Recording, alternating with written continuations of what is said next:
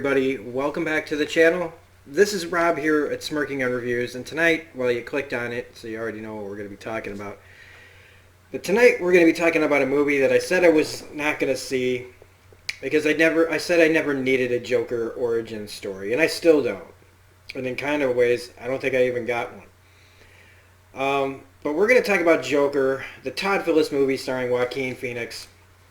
And I've been struggling with this one because I've recorded 2 other reviews already, and I just wasn't satisfied with them because it's the topic of mental illness that really gets me about this movie, amongst other things. So full spoilers for this movie I've already, and I didn't love this movie.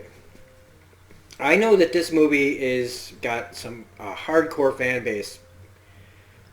People really like this movie. And now it's gotten Best Picture nomination at the Oscars. And while I expected Joaquin Phoenix to get a nomination without even having seen the movie, I just knew he's perfect casting for a Joker movie. Or a movie about mental illness. Joaquin Phoenix plays mentally ill very well. A little too well, almost. And he's got a history of playing very disturbed and disturbing characters. Complex people with complex thought processes of varying degrees. So none of that was surprising when I watched this movie. He was incredible. He changed. He did, the full-on Christian Bale getting super skinny thing.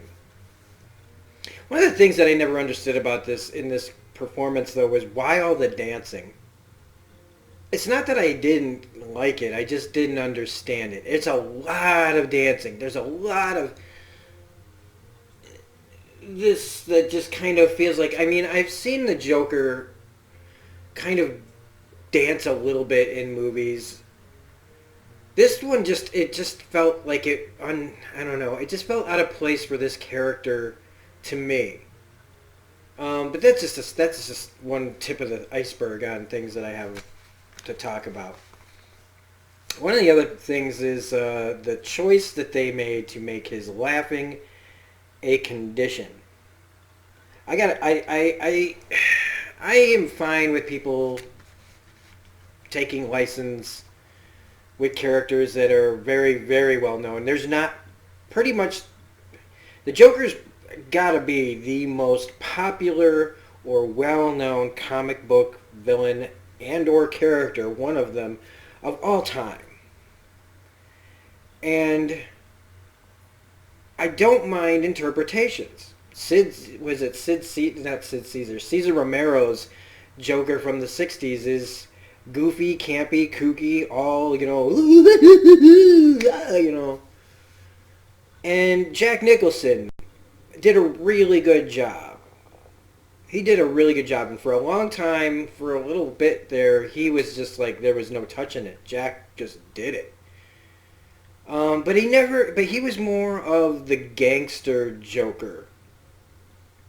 It wasn't until Mark Hamill showed up in the animated series that just really brought the comic book version of the Joker into, brought it to life.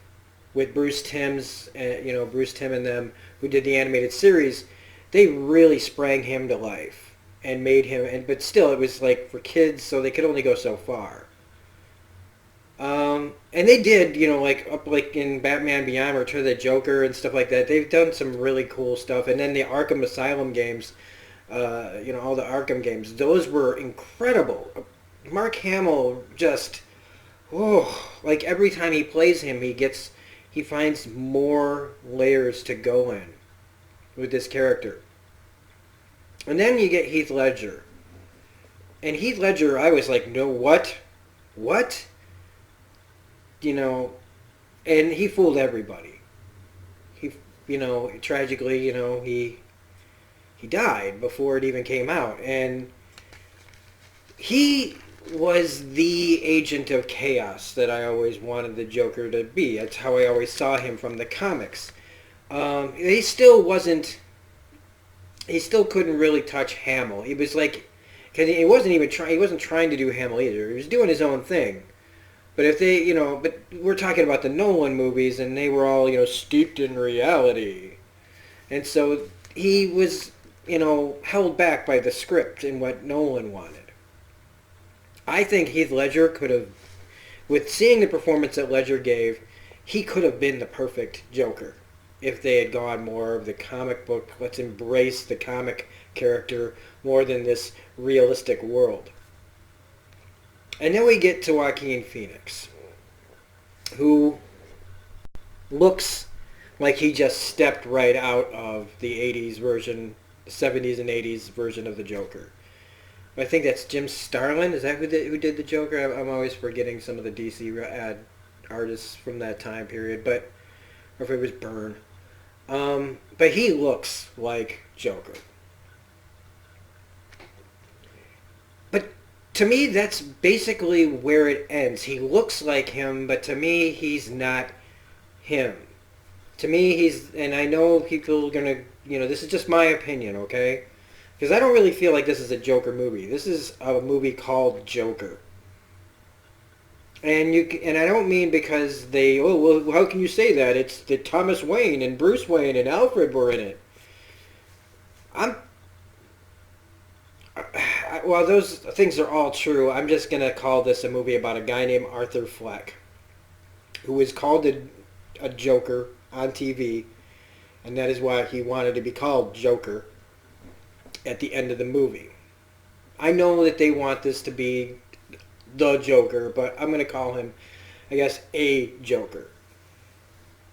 And in this Joker, he's like none of the other versions at all. There's a very, very, very slim version of the Killing Joke in here with the stand-up comedy. And, there have been people recently that, that doing the whole who he is kind of storyline that I'm not reading those. And the Killing Joke had, kind of a backstory too. It was almost as much a Joker story as it was, Gordon and Batgirl and Batman story. But in this movie, we have a very severely mentally ill man from jump. Okay? I like to think that in how I see it is that Joker, the character of the Joker is made, not born.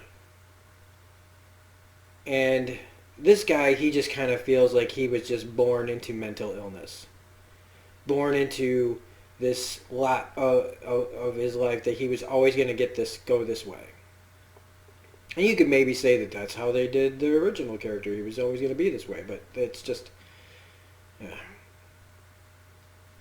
This guy, it's like I said, spoilers, he doesn't know that his mother was delusional and in Arkham Asylum, that she adopted him, she lied to him and told him that he's Thomas Wayne's love child. So this kid grows up without a father, seeing Thomas Wayne from afar, watching Robert De Niro on TV be like his surrogate father. So you got this man who's been taking care of an elderly, mentally ill mother, and fantasizing about a life that he'll never have. Meanwhile, he can't get work. He's got this condition because he took a blow to the head when he was a child, and this blow to the head is another part of his life that he doesn't know, of how his mother, was, had been put in the hospital for, negligence to the child and for, trauma. He was found with brain damage after he'd been, hit and chained to a radiator. So that's where his condition comes from. But the mental thing, it always seemed to be that the laughter came whenever things were stressful or uncomfortable. It never seemed like brain trauma to me. It seemed more like just mental trauma. And maybe the two can go hand in hand, but when it came to the laughter, I really felt like that was just a fucking bullshit plot device to make him more tragic. Because the real Joker laughs because he thinks things are funny, and he's batshit crazy. This Joker, it's just because we want to make him feel even more uncomfortable than he already is. We want to make Joaquin Phoenix's Joker be the most pathetic, like where we die. And by pathetic I mean where we go, oh, this poor man. Just another thing to pile on top of this character, so that it just becomes more likely, and the way that this plot is totally predictable, to where it's going to end up. It's a movie, it's a Joker origin story. We all know where it's headed, but this movie really just follows a very cliched line towards the end. And to be honest with you, the end was very lame to me. It was very tame to me. I thought if we were going to go full crazy, we didn't even get full crazy, man. We had a moment. And maybe again that was them trying to just show the sudden violence. It's there and it's over. But the laughing thing just really razzed me, man. It really razzed me, because that's just... It just was a tacked on thing, just like other things in this movie. The whole thing with the Waynes anyway. Like, you lose the Waynes, man. You make this movie... You lose the DC Universe part, and you just make a movie about this guy named Arthur. And this movie doesn't make $1 billion. This movie maybe makes a modest amount of money. Maybe. It might have bombed if this wasn't a Joker movie. In fact, there's a good chance it would have bombed, I think. So Warner Brothers goes, well, how do we get butts in the seats for this movie about mental illness? Well, hey, we got to make it about the world's most famous, comic book psycho, who's crazy, so we already got the built-in mental illness. Let's make it the Joker movie. And we'll be able to say that we as in Hollywood made this hot, we hit this top button topic that nobody wants to talk about mental illness. Look at us, oh. But we also make it one of the most cliched, tropey, predictable, just... I don't know. I wasn't entertained really by any of this. I wasn't sitting there hating it, like... But I just was like, yeah, alright, I've seen this before, I've seen this done better. A movie from the 90s with Michael Douglas falling down comes to mind immediately, about a man who's just had one too many bad days and snaps and goes across the city on a rampage and finds out by the end of it that he's the bad guy. He's become the bad guy, and he's not a victim anymore. It's brilliant. And that movie wasn't appreciated like this one is. That movie had to take years to find a cult audience that now finally appreciates its genius. So, the Thomas Wayne stuff, you get rid of all that stuff. You get rid of Bruce Wayne. You just have this movie about Arthur Fleck and mental illness, and I say that you have a really fantastic movie. You have a movie about a guy who's looking for fathers and can't find one. You don't need Thomas Wayne to do that. You can have just Murray. But the thing is then we're already getting into a ripoff of King of Comedy, which is, all over this movie. With De Niro doing the role of Jerry Lewis, and not as well. In The King of Comedy, that was one of Jerry Lewis's best performances of his life. And they handled this kind of part of the story where this guy wasn't looking for a father figure really, but it handled this stalker part of it, the way that this guy looked at him, so much better. But of course it's Scorsese, and Todd Phillips is not Scorsese. Todd Phillips is a very capable director, and he was very capable here. It just, was trying too hard to be too many other things. But we get to that, that whole thing with getting people into the seats so we can be, we've made our mental illness movie. When honestly, what I felt after watching this was, and how much they wanted to pound home, there's no help for the mentally ill. You know, you're going to end up in one of these Arkham Asylum places. And there are people out there that really don't need to feel any worse about their mental illness, their depressions and things like that that people are going through every day. That's one of the things I took away from this. Is like, I'm afraid that maybe there's going to be some people out there that feel even more hopeless than they did before. I don't mean triggered or any of that kind of crap that people like to use today. I mean just genuinely sitting there watching this Joker movie and just realizing how bad they feel. Like if this, you know, like situation, they could see it as their situation. You know, a lot of times watching this movie, I just felt just hopeless. They're trying to, like, you know, talk about fighting the super rich and talking about the poverty line and all this other stuff mixed in with this mental illness story. And I felt like all that just dragged this really, could have been a really great personal story about mental illness, and we had to Hollywoodize it and make it seem like, I don't know, like it's something to be followed. Like, you know, he gets these followers at the end. And then don't even get me started on the whole did any of this happen shtick. Like, we already know that the Zazie Beetz parts were all in his head. And that was fine. I didn't really care, because she really wasn't bringing anything to the movie, and that's not her fault, it's the script. Same as how I didn't feel like De Niro was really bringing anything to the movie, because he was just there to be the hero of Arthur's world until he had to have that villain turn, or, you know, in his head, the villain turn, when he sees the video of himself on the TV. And Thomas Wayne is only there to just push him more towards where he's headed, where Thomas Wayne is you know, the face of the super rich, the rich white man who's going to try to be the savior for Gotham City, because people don't want rich white men telling them anything. And I don't disagree with that necessarily. It's just here. It's why is that in here? Except to get that message out and to also have a connection to the DC universe. I mean, I always knew that, I understood that Bruce Wayne's family had to be rich, because otherwise, how the fuck does he do what he does, right?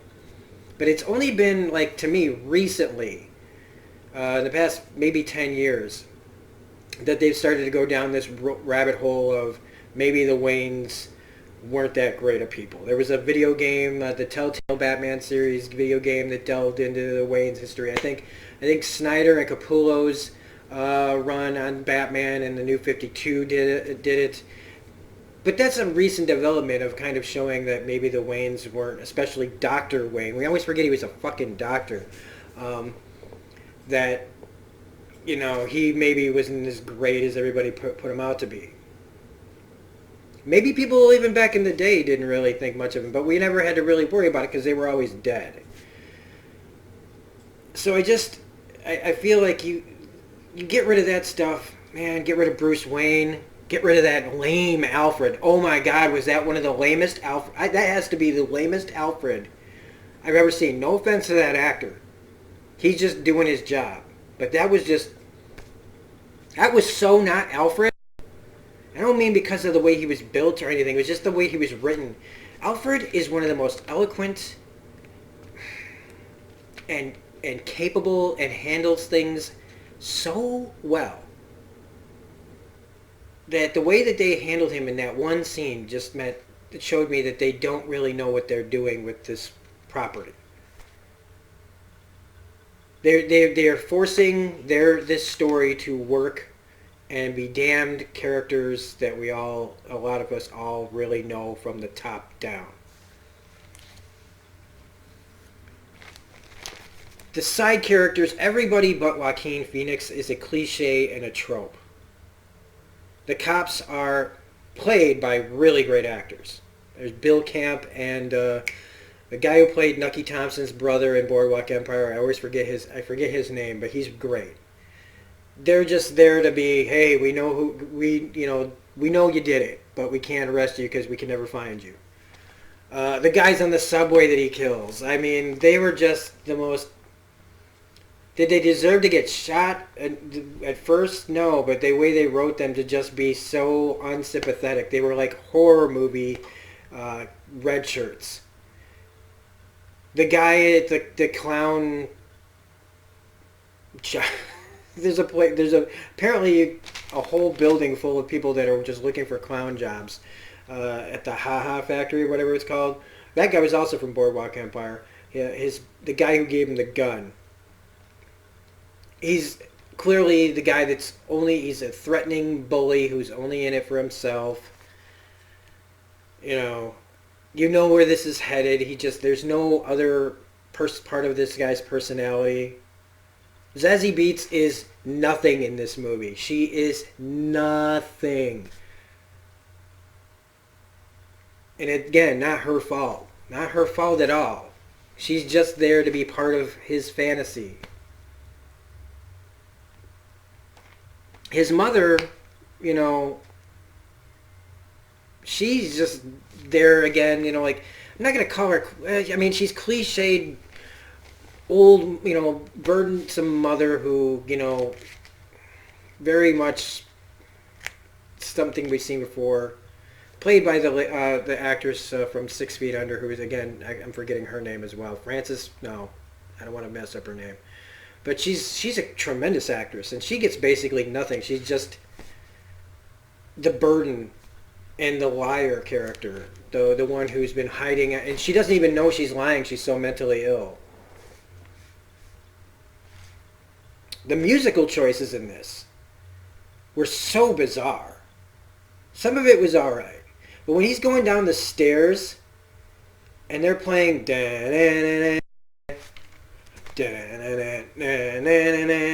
I was like, what the actual fuck? That is one of the weirdest choices to play in that moment. Like halfway down, it's almost like somebody realized, hey, you guys realize that you're playing that song? And suddenly the music changes to like something more fitting and sinister sounding. And somebody's going to tell me, well, that's what they were going for. They were going for the guy at the sports game, right? And like, you don't have to agree with anything I'm saying. And I expect, because there are people that I'm sure subscribe to my channel. I think I see people with the Joker avatar, which is fine, like this movie, like what you like, but boy. And the writing in general is just mediocre. It's just mediocre. If it's not coming out of Joaquin Phoenix's mouth, who is basically the only one that's probably as close to perfectly written in this movie as you can make, as you can be, everybody else it just sounds stupid around him. And like I said, This doesn't affect my versions of other Jokers that I've seen, because this is really barely a Joker movie. I haven't even talked about the end. I mean, the end is it just happens. I feel like they were trying to take a section out of like the guy read The Dark Knight Returns, or maybe it was The Dark Knight Rises, or not Strikes Back, where Joker's on a talk show. And he it gasses everybody in there, I think. And I just thought, I think they're kind of doing that scene a little bit here. But just showing the father figure, that he turns on his father figure at the end of the movie. And honestly, if it's all in his head, right? If he's in the hospital at the end of the movie. So there's a couple of ways of looking at this. And I do like a little bit that this was ambiguous, is that it's possible that he didn't kill anybody, and that he went to jail for killing. Well, I mean, he killed the guys in the subway, but it's possible that he's only in jail or in the asylum for killing those guys and the guy in his apartment. It's possible he didn't go to the show. I don't know if I buy into that. I think he did. I choose to believe that he went, but maybe not. But then you go to the hospital, you see him in the hospital, and that's when I'm assuming he killed his psychiatrist. And that's where we're getting, like, oh, now he's the Joker, the end of origin story, but not really. To me, not really. Not really. So I don't know. Like I said, I didn't hate this movie. It's a mess. It doesn't understand the subject matter. It's trying to be smarter than it is. I think it's a step down in mental illness stories by Hollywoodizing it, just so you can get butts in the seats, and then make yourselves feel like heroes after the fact because it made $1 billion, and we're talking about mental illness. If you need help and you have a mental illness and you need help, go get help. I know I shouldn't tack that on here, but hopefully this movie doesn't discourage anybody from getting help or feeling like there isn't help out there. And I don't like talking like I know something more than anybody else does or whatever, but it's a very taboo subject, and nobody, it shouldn't be handled lightly, and it shouldn't be handled in a frickin' Hollywood comic book origin movie. Not like this anyway. Not with a comedy director attached. I applaud him for trying. And he did a pretty good job at everything in this, but the script is no good. This script has way more treatments than it got.